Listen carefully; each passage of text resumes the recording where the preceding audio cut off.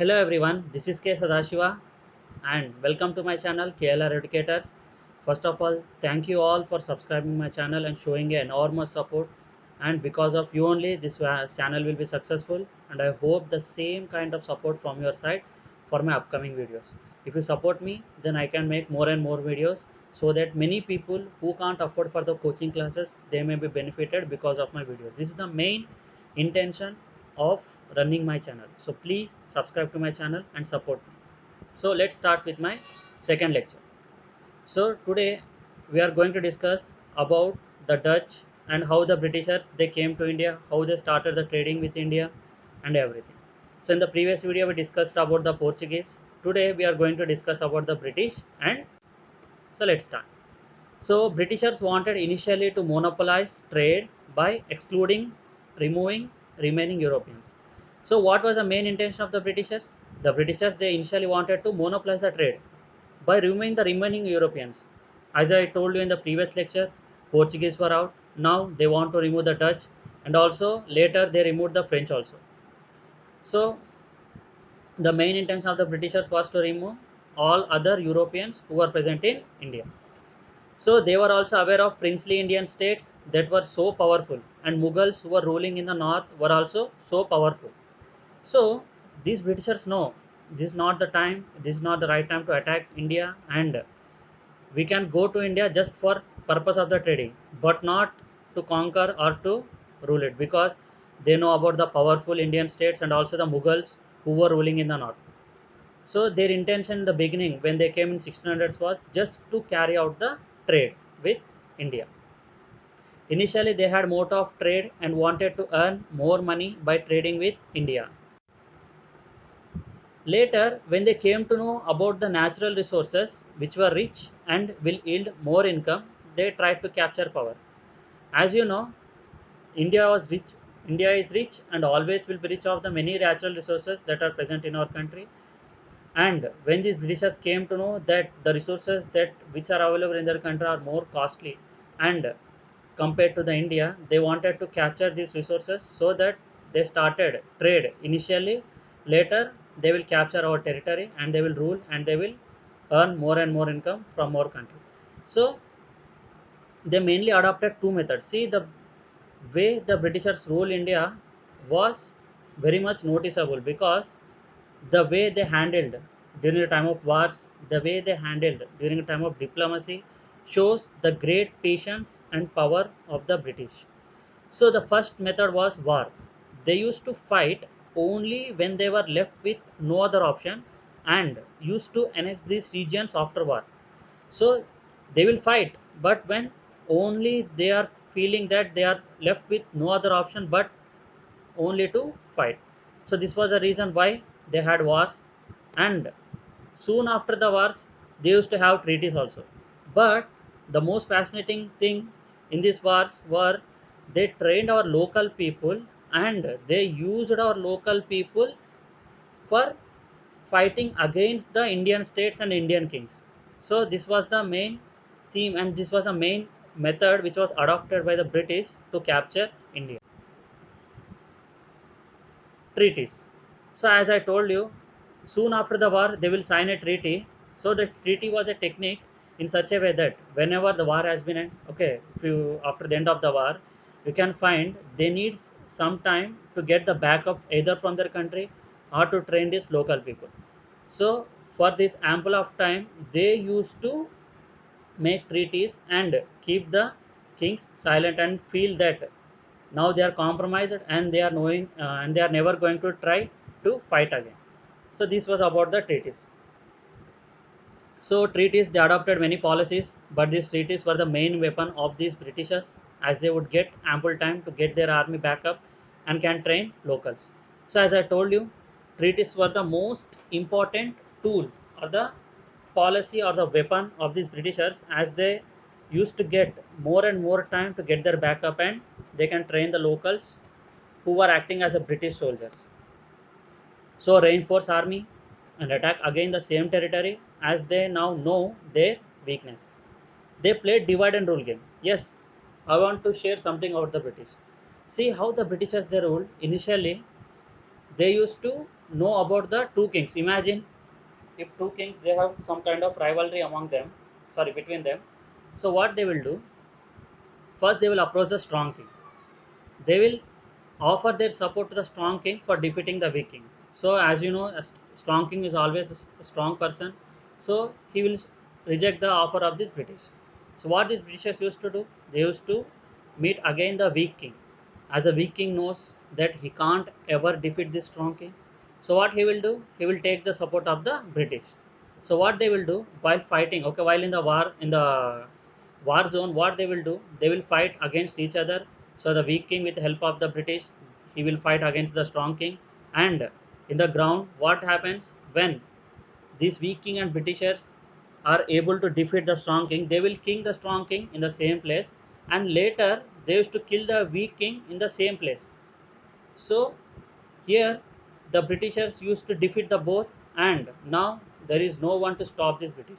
So this was the one of the policy that was adopted by the British. There are many policies like subsidiary alliance, or else if you take doctrine of lapse, and many different policies that were adopted by the Britishers, and because of which later many revolts happened in India. So we will discuss that in the later classes. So now, how Britishers defeated Dutch? So who were these Dutch? Same, the Dutch were from the Europe, and soon after the Portuguese and after the British, the Dutch, they came to India. So Dutch came to India for trading in the year 1602 AD. So I already told you that the Britishers, they came in the year 1600 AD, whereas this Dutch came to India for trading in the year 1602 AD. So they too got firmans for conducting business, and their factories were established in two important cities. See, whoever it may be Dutch, it may be Portuguese, it may be British, or it may be French. So these people used to have two important port cities. They used to have factories in these two important port cities. What were there? One was Surat, which is in Gujarat, and another one is Masulipatam, present day Machilipatnam in Andhra Pradesh. So these Britishers, they wanted to defeat the Dutch. See, the Dutch also got the firmans for conducting the business. As the Britishers, they got the permission. Yes, we will be discussing the same things in the next slide. So here the Dutch also got firmans, the permission for conducting business, and the factories were established in two important cities. One was Machilipatnam, which is in 1605 AD, and another one is Surat, which is in 1606 AD. So Dutch East India Company was the company which got permission to trade with India. So this image shows that the Dutch East India Company was most valued company in human history, making its present day valuation $7.4 trillion, more than 7 times higher than an Apple company. So you can just imagine how rich were the Dutch and how much high resources these Dutch used to possess. So in this image, you can clearly know that the Dutch East India Company was the most valued company in human history, making its present day valuation $7.4 trillion. So just imagine how much rich they were in the terms of trade. So the Britishers know about this Dutch. You know one thing, actually Britishers confined Portuguese, they confined Portuguese to Goa. Later they confined French to Pondicherry, Puducherry. But in case of Dutch, they never allowed Dutch to settle in India, but they wanted Dutch to get settled out of India, that is in Indonesia. That's why. So this Dutch replaced Portuguese as the most dominant power with the East. But in the year 1759 AD, in the Battle of Bedara, a place in Karnataka, Dutch were defeated by the British and were confined to Indonesia. So this is a picture of the battle between the British and the Dutch. For your information, I want to tell you one thing, that this this is not a one-day war or one-year war. Actually, this war took place for 7 years. There was 7 years of war between Dutch and British, and finally in Battle of Bedara, Dutch were defeated in the hands of British. So British conquest of India. If you take the British conquest of India, the first person who came to India from the British was John Mildenhall in the year 1599 via land route, not by sea route, via land route. So after knowing all the rich resources and knowing how these Portuguese are earning more and more money, he went back to his queen and explained everything about the rich natural resources that were present in India. So after knowing the reason why the Portuguese were developing because of trade with India, they too wanted to trade with India. So as I told you, they came to know the reason about the rich natural resources that are present in India. That's why they started to trade with India. And in the 1600 AD, Queen Elizabeth, Queen of British, she gave charter to East India Company to trade with eastern side of Cape of Good Hope. As you know, the present day Cape Town in South Africa, okay, it was exactly a dividing point to divide the map, world map, into east and western parts. So, if you cross this Cape Town, at that time it was known as Cape of Good Hope. If you cross this city, then you are crossing the middle, means you are crossing from west to east. This was a dividing line. You are crossing the dividing line.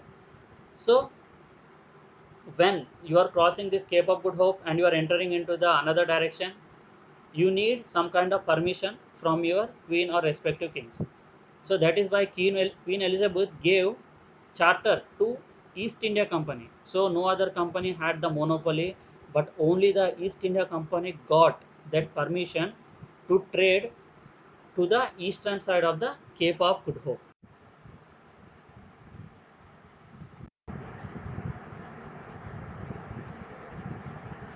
So now they got rights to trade with eastern side of the Cape of Good Hope.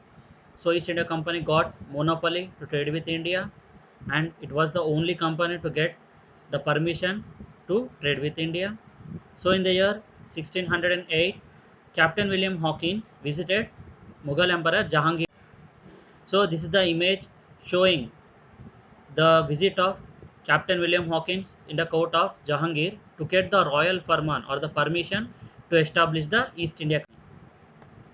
So after our king getting convinced, means our Mughal emperor Jahangir getting convinced, he accepted and he gave permission for the British to establish a factory at Surat. So in the year 1609, the British got farman or permission to build a factory at Surat.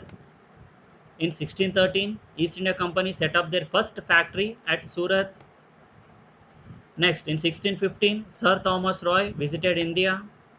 Now they got free trade permission, that is exemption from paying inland toll. Now you can see here, after the visit of Sir Thomas Roy, now the Britishers are exempted to pay any kind of tax for the interstate trade. Means if the British is traveling from Tamil Nadu to Karnataka or Karnataka to Andhra Pradesh or Andhra Pradesh to Odisha, so now they are exempted to pay any kind of tax for this interstate trade. Means the interstate trade is free for the British now throughout the country. So in the 1616 AD, another factory was built at Masulipatam, the present day Machilipatnam in Andhra Pradesh. So this is the image of Sir Thomas Roy visiting the court of Jahangir to get that royal permission to carry out that interstate trade.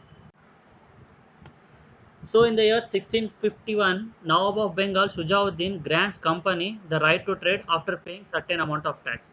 Means actually this interstate trade was at free of cost, but the Nawab of Bengal didn't like that farman which was issued by the Mughals. That's why he asked the Britishers to pay certain amount of tax and carry out the trade. So finally, in the year 1691, a royal firman was issued by the Mughal emperor, so that now the British were exempted to pay the tax in Bengal also. So now the EAC were exempted to pay customs and other taxes in Bengal. So this will rise conflict between the Bengal and Aurangzeb. Yes, you know, whenever a royal or firman is issued, if any other state opposes it, you can see a conflict between these two states, and these Britishers used these kind of conflicts, and they either joined the Bengal or either they joined the Aurangzeb, and they will defeat one king, and later they will make the another king as their slave, and they will rule the whole country. So this was the policy. I will explain you clearly in the upcoming classes what was the policy that was adopted by the British. So in the case of subsidiary alliance, you can clearly understand the policy and the intentions of the British and the way they captured our country. So with this, we have finished our lecture. Hope you all understood everything about the Dutch, about the British, how they came to India, how they started trading with India, how they got the royal permits or the permissions to carry out the trade. So share this video to your friends who are in need and those who are preparing for many competitive exams at staying at home. And please subscribe to my channel, like my channel, and share my videos as much as to your friends who are really in need of these kind of videos. Thank you one and all. Jai Hind.